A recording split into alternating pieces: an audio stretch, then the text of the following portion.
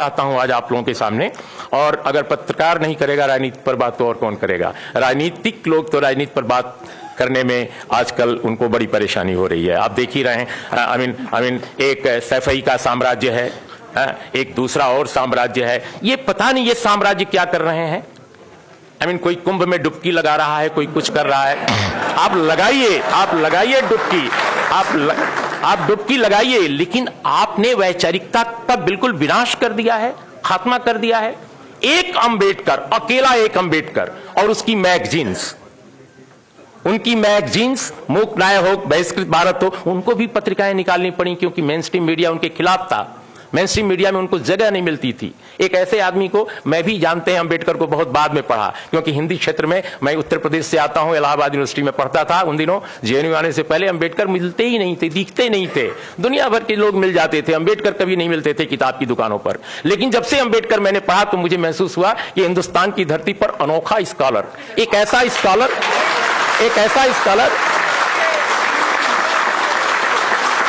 Scholar जिसके पास जितने इस देश के इंटेलेक्चुअल्स हैं आजादी की लड़ाई के, हम सबको सैल्यूट करते हैं, लेकिन वैसा इंटेलेक्चुअल एक मतलब जिसके पास इतना बड़ा विचार दर्शन है। हम तो पहले समझते थे, बहुत सारे लोगों ने समझा रखा था कि वो दलितों के आइकन हैं, वो संविधान बनाने वाले एक व्यक्ति हैं, वकील हैं। वो बाद में समझ में आया कि कितना बड़ा दार्शनिक है जिसने वेद को, उपनिषद को, पुराणों को, तमाम संस्कृत के ब्राह्मण पंडितों से ज्यादा पढ़ा है। एक ऐसा आदमी जिसने पूरी दुनिया को समझा है, जिसके पास भारत को बदलने का एक नजरिया है, जो कहता है कि जाति के साथ जनतंत्र नहीं चल सकता। और उस अंबेडकर को लोगों ने जातियों का नेता बना दिया, जाति का देवता बना दिया। वो अंबेडकर कहते हैं कि जातियों के साथ समाज में, हमारे देश में यह जनतंत्र नहीं कायम रह सकता। एफर्मेटिव एक्शन उस अंबेडकर की देन है अपने देश में। और एफर्मेटिव एक्शन क्यों है? जातियों को बढ़ाने के लिए नहीं, इस समाज में जनतंत्र कायम करने के लिए। गैर बराबरी का जो पूरा का पूरा विकराल ये रूप था भारत में सदियों से चला रहा, उसको बदलने का था। एक अंबेडकर ने भारत में यहां के करोड़ों आदिवासियों, करोड़ों दलितों और ओबीसी के लिए भी आरक्षण को प्रतिपादित किया। एक अंबेडकर ने।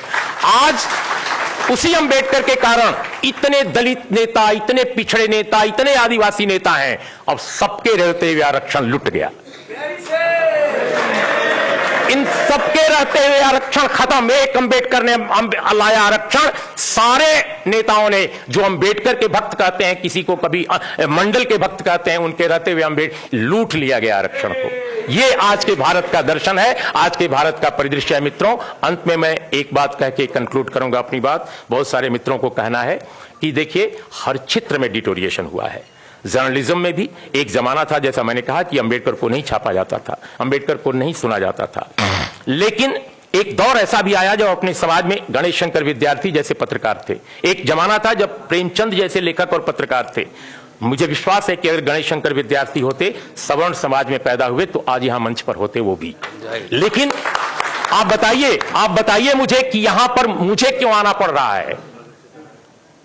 मैं नहीं चाहता, मैं चाहता हूं कि मनोज झा की तरह एक और बड़ा पत्रकार भी यहां होता। मनोज झा क्यों यहां है? मनोज झा इसलिए नहीं है कि वो राष्ट्रीय जनता दल में है। मैं इनके पूरे खानदान को जानता हूं, क्योंकि नवभारत टाइम्स में बिहार में मैं एक बार ट्रांसफर करके गया था, 8.5 साल बिहार रहा हूं। इनके परिवार के लोगों ने सामाजिक न्याय की लड़ाई भी लड़ी है। रमेश जी इनके परिवार में रहे हैं, रमेश झा।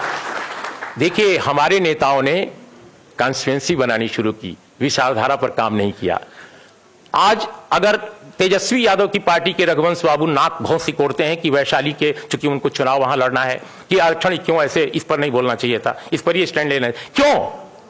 हम साफ साफ आज बोलना चाहते हैं कुछ बातें, बिल्कुल कंक्लूड कर रहे हैं। इसलिए कि उनको डर है कि अपर कास्ट को कोर्ट नहीं देगा। अरे भाई, अपर कास्ट को आपने समझाया ही नहीं, अपर कास्ट को आपने समझाया ही नहीं।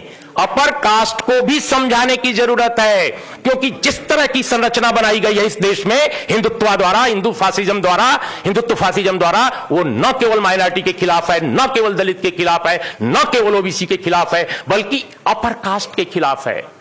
अपर कास्ट को उसने जहरीला, उसके दिमागों में जहर घोल रहे हैं, उसको मनुष्य होने से दूर कर रहे हैं, अमानवीय बना रहे हैं। एक ऐसे समाज की रचना कर रहे हैं ये लोग, जो समाज न केवल विभाजित है, बल्कि इस देश को खंड खंड कर देगा। तो हमारे नेताओं ने अंबेडकर डायलॉग करते थे। अंबेडकर विमर्श करते थे। अंबेडकर को यह चिंता, वो तो बार बार उनको हराया गया, बाद में भी हराया गया, उसकी चिंता उनको नहीं थी।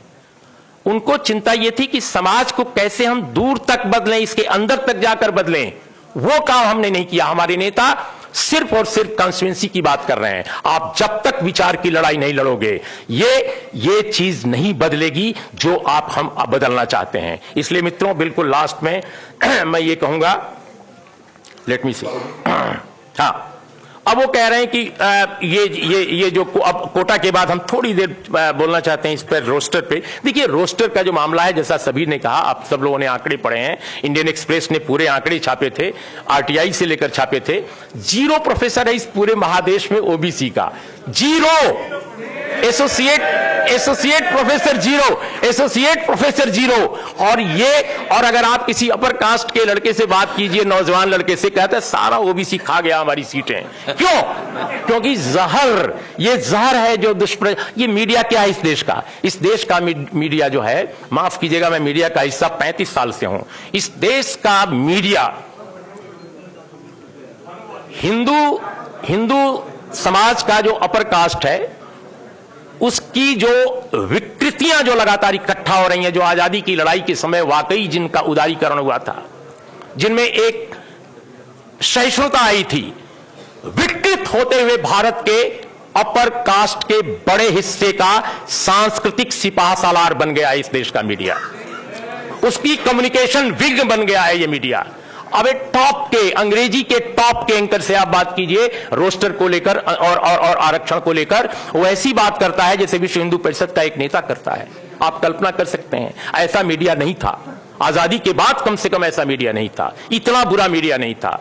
इसलिए रिफॉर्म्स ने, इकोनॉमिक रिफॉर्म्स की बात मैं कर रहा हूं, और जो हिंदुत्व की जो पूरी फोर्सेस का जो पोलराइजेशन हुआ है, जो उदारता का जो एक दिखावा था बीच में जो खड़ा किया गया था, वो जो जैसे जैसे नुचा है, उस नुचने के साथ ही यह विकृतियां भारत के समाज में आई हैं। ये बहुत खतरनाक हैं, बहुत भयानक हैं, और यकीन मानिए ये हमारे देश को तहस नहस कर देंगी। इसलिए ओबीसी, दलित, आदिवासी नेताओं से भी मेरा अनुरोध है, प्लीज आप समझने की कोशिश कीजिए। आप जीतिए हारिए कुछ भी कीजिए, लेकिन अपने समाज को एजुकेट कीजिए, अपने समाज को एजुकेट कीजिए, और हारने का रिस्क लेकर भी आप सही कदम पर खड़े रहिए, सही पोजीशन पर खड़े रहिए, जैसे तेजस्वी आज खड़े हैं। मैं नहीं कह रहा हूं कि तेजस्वी की पार्टी 100% सही ही काम करती है, बिल्कुल नहीं कहता, और न कहना चाहिए किसी को भी, कम से कम पत्रकार को तो नहीं कहना चाहिए। लेकिन ब्रॉडली अगर देखा जाए तो आप सच के साथ आज की तारीख में इस मुद्दे पर खड़े हैं। आप खड़े रहिए, आप कम सीटों से भले आइए, मुझे इसकी चिंता नहीं है, लेकिन जब तक सच के साथ नहीं खड़े रहेंगे बहुत मुश्किल हो जाएगा, क्योंकि इस देश में सच का कत्ल हो रहा है। इन्हीं शब्दों के साथ बहुत बहुत धन्यवाद। अब आप